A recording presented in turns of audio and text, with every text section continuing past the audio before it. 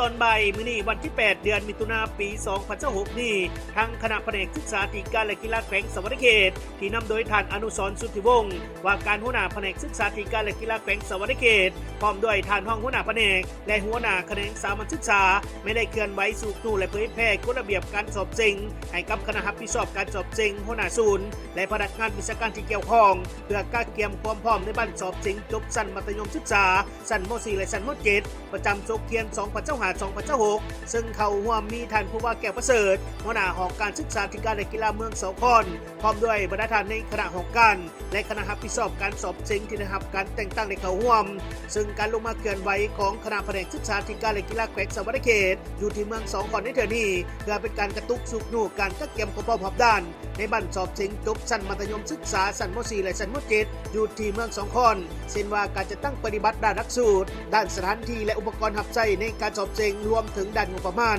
และนี่ไม่ได้นำเอาข้อตกลงของรัฐมนตรีกระทรวงศึกษาธิการและกีฬาว่าด้วยการสอบจริงจบชั้นมัธยมศึกษาฉบับเลขที่ 2769 ชสก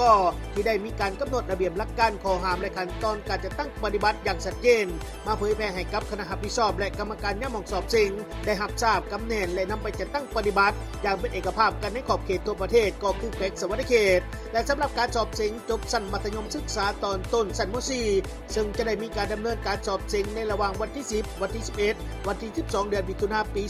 2026 และชั้นมัธยมศึกษาตอนปลายหรือว่าชั้นม .7 มันจะได้มีการดำเนินในระหว่างวันที่ 17 18 และ 19 ของเดือนมิถุนายน ปี 2026 ที่จะมาถึงนี้พร้อมกันในขอบเขตทั่วประเทศส่วนว่าความพร้อมในด้านการจะตั้งปฏิบัติการสอบจริงจบชั้นมัธยมศึกษาชั้นม .4 และชั้นม .7 อยู่ที่เมืองสขลในโชคเทียน 2025-2026 นี้มีจำนวนนักเรียนที่จะเตรียมเข้าในการสอบจริงจบชั้นม .4 มีจำนวน 497 คนยิง